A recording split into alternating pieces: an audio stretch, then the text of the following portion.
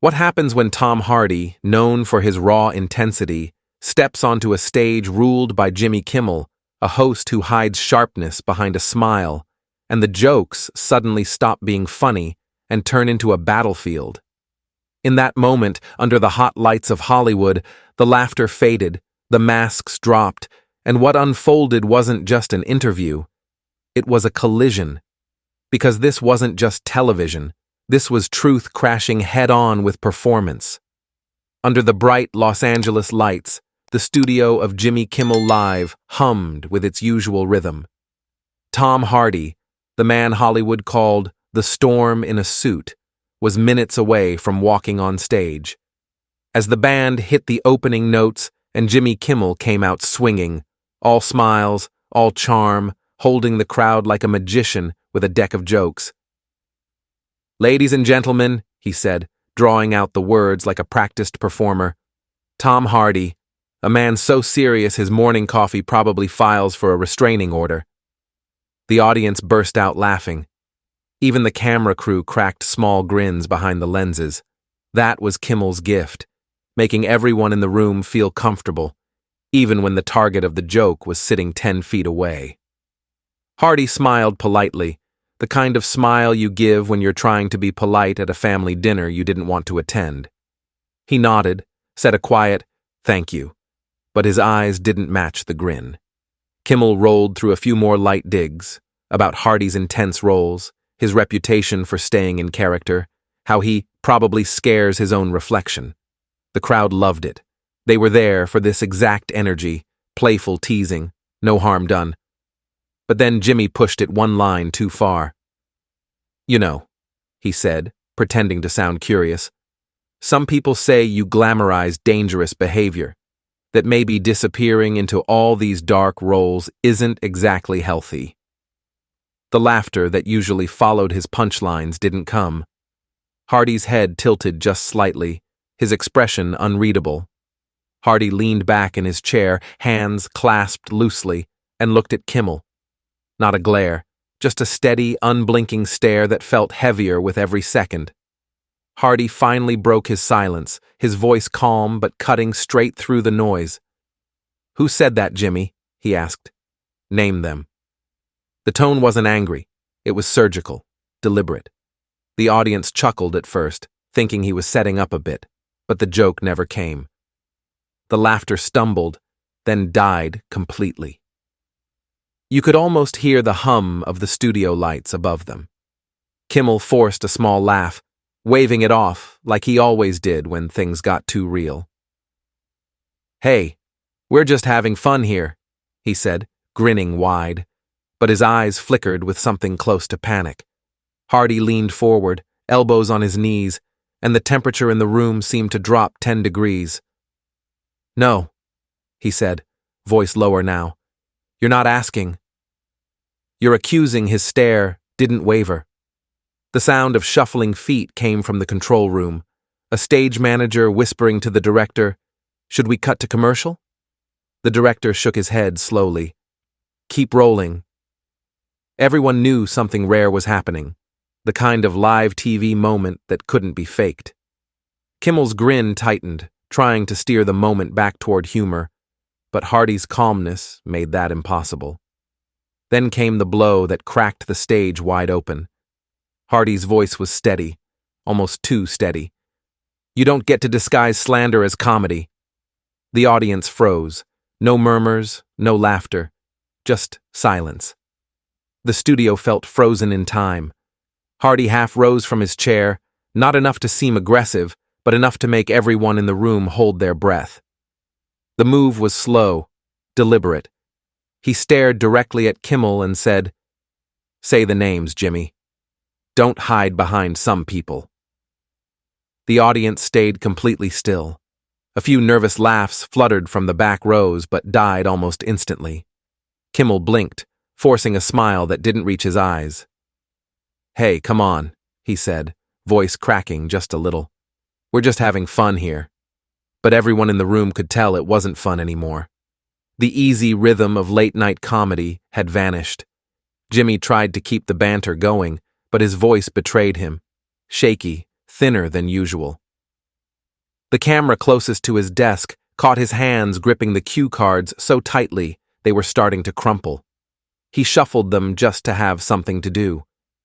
The studio lights felt hotter. Even the laughter sign above the audience flickered, as if confused about what it should be doing. Hardy didn't move. He sat back down slowly, keeping his eyes locked on Kimmel like a man testing someone's honesty. The director in the control room got a whisper in his headset. "Cut to commercial?" He shook his head. "No, keep it rolling." Everyone watching knew they were seeing something that would be replayed for years. Then Hardy spoke again, voice firm but controlled. "This isn't entertainment anymore," he said. "This is defamation with a laugh track." The audience, unsure how to react, erupted, not in laughter, but applause. Real, raw applause. Some clapped because they agreed. Others clapped just to break the tension. Jimmy Kimmel's face had lost its color. His grin was gone, replaced by a tight, uneasy expression. For years he had turned chaos into comedy, but this time there was no punchline coming to save him. His cue cards were a mess on the desk, his voice shaky as he glanced toward the control booth. Then, in a moment that stunned everyone, he blurted out, "Security!" The word echoed through the studio like a gunshot. Short, sharp, unreal. For a few seconds, nobody moved. Then, from somewhere in the audience, a voice shouted, "Is this real?" The laughter that usually filled every second of Jimmy Kimmel Live was gone. What replaced it was disbelief. The host of America's favorite late-night comfort zone had just called security on his own guest.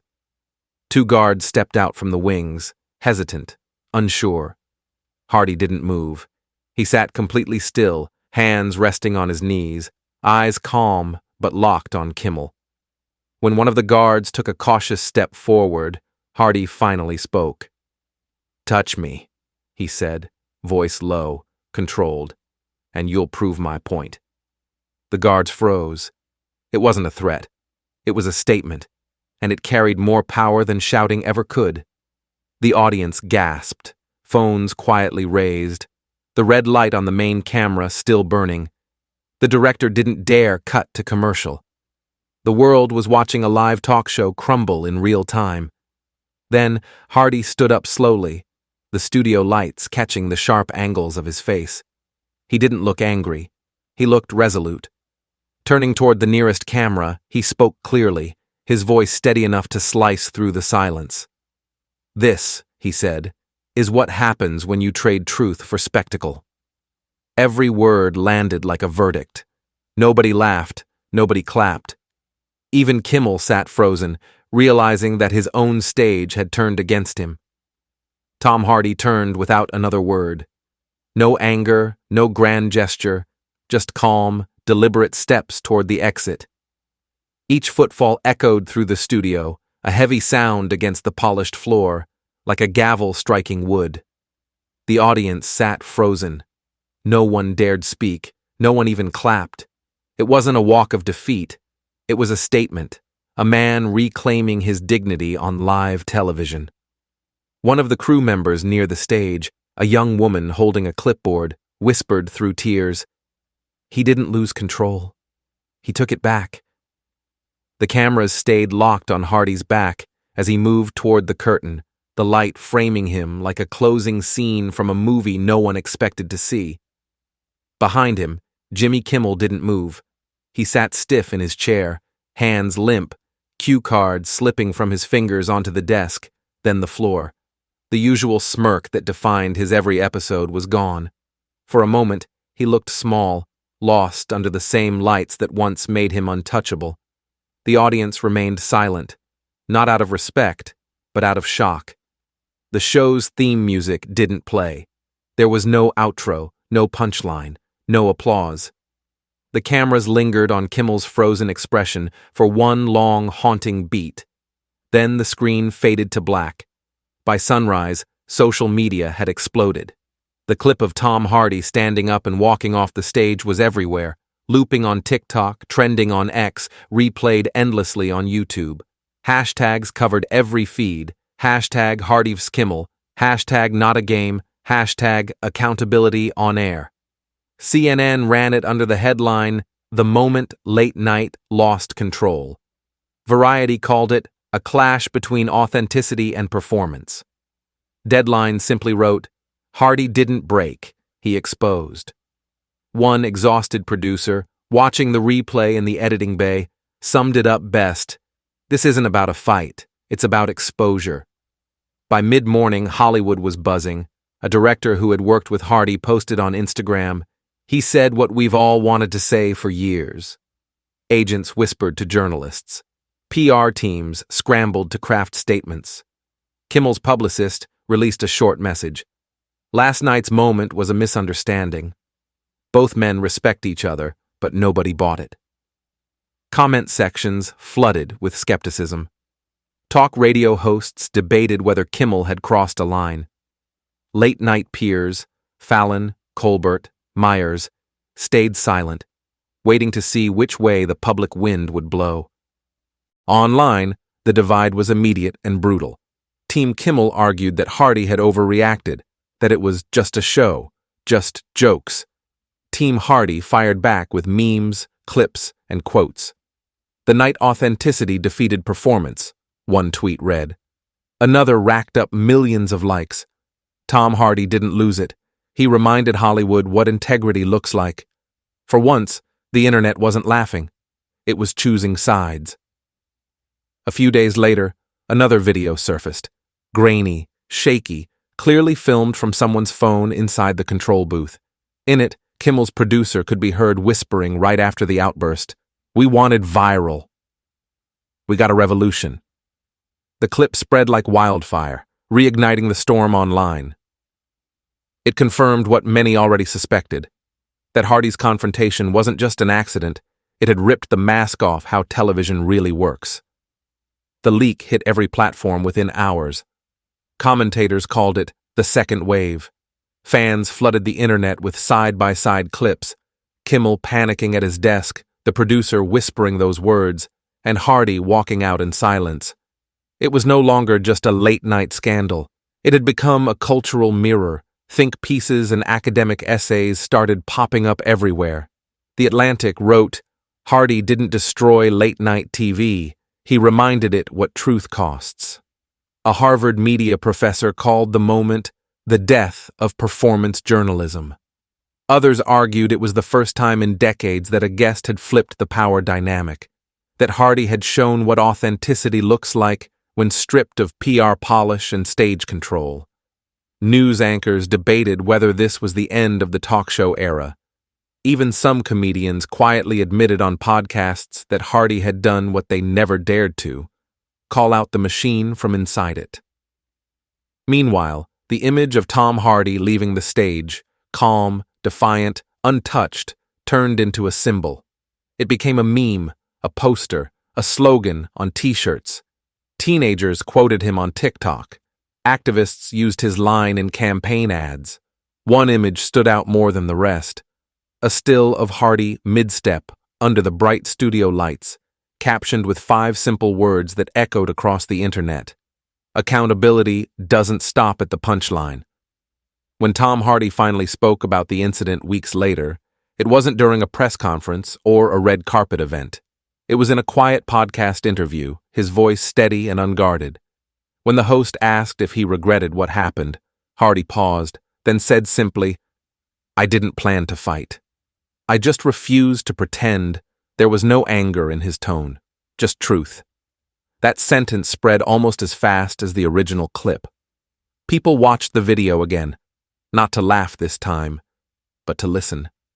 Something about his calmness, his refusal to play along, struck a chord with millions who'd spent years watching public conversations turn into scripted performances. A week later, Jimmy Kimmel returned to his show. The studio looked the same, but the energy wasn't. He smiled, forced but polite, and began with a short, almost mumbled statement. Sometimes comedy forgets its conscience. It wasn't quite an apology, but it was close enough to one that the audience stayed silent. No applause, no laughter, just quiet acknowledgement. Even the band seemed to play softer that night, For once, Kimmel didn't crack a joke to move on. He just looked into the camera and said, "Let's get to work," as if even he knew something had changed. Meanwhile, Tom Hardy sat alone in his London apartment, looking out at the city lights through the window. There was no gloating, no celebration, just stillness. The world had spun for weeks around his name, but in that room, everything was calm. He didn't need to prove a point anymore. He already had. Outside, the headlines would fade, the memes would vanish, but the truth he spoke would linger. No trophies, no applause, only the quiet satisfaction that sometimes, in a world built on performance, honesty still wins.